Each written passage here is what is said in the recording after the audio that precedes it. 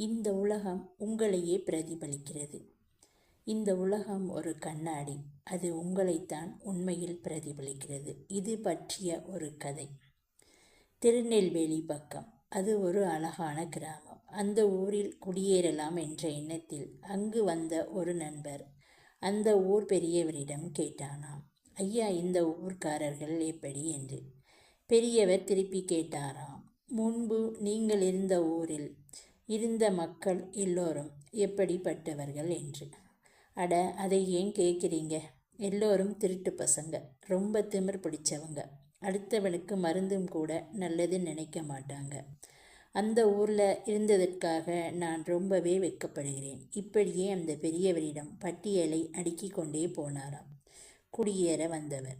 இவற்றையெல்லாம் பொறுமையாக கேட்ட அந்த பெரியவர், இந்த ஊர்க்காரர்கள் அதைவிட மோசமானவர்கள் தம்பி, இங்கு மட்டும் குடியேற நினைக்காதீர்கள் என்றெல்லாம் சொல்லி அனுப்பி வைத்தாராம்.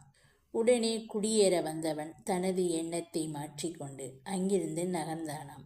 அக்கணம் இந்த சம்பவத்தை எல்லாம் பார்த்து கொண்டு இருந்த இளைஞன் ஒருவன் அந்த பெரியவரிடம், ஐயா, என்னையா நீங்களே இப்படி நம்ம ஊர்க்காரர்களை பற்றி சொல்லலாமா? நம்ம ஊர் மக்கள் எவ்வளவு நல்லவர்கள் என்று உங்களுக்கே தெரியும் என்று சொன்னாராம்.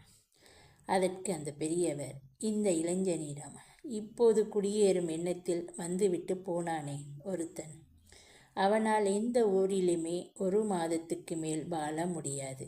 அப்படி ஒரு வேளை அவன் மட்டும் இந்த ஊருக்கு குடி வந்திருந்தான் என்று வச்சுக்கோ, எண்ணி ஒரே மாதம்தான் நம்ம ஊரை காலி பண்ணிவிட்டு பக்கத்து ஊரில் போய் நம்ம ஊர்க்காரர்களை பற்றி ரொம்ப கேவலமாக சொல்லுவான். உனக்கு இது பரவாயில்லையா தம்பி என்று கேட்டாராம்.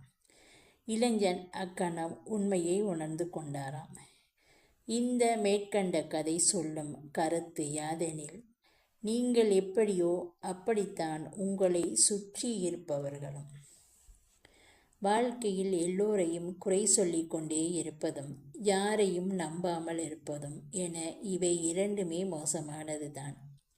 வெங்காயத்தை உரிக்க உரிக்க கடைசியில் என்னதான் மிஞ்சும்? அது போலத்தான் நீங்கள் ஒவ்வொருவரையும் ஏதேனும் ஒரு குறை சொல்லி ஒதுக்கி கொண்டே இருந்தீர்கள் என்றால் நீங்கள்தான் உண்மையில் தனிமைப்படுத்தப்படுவீர்கள்.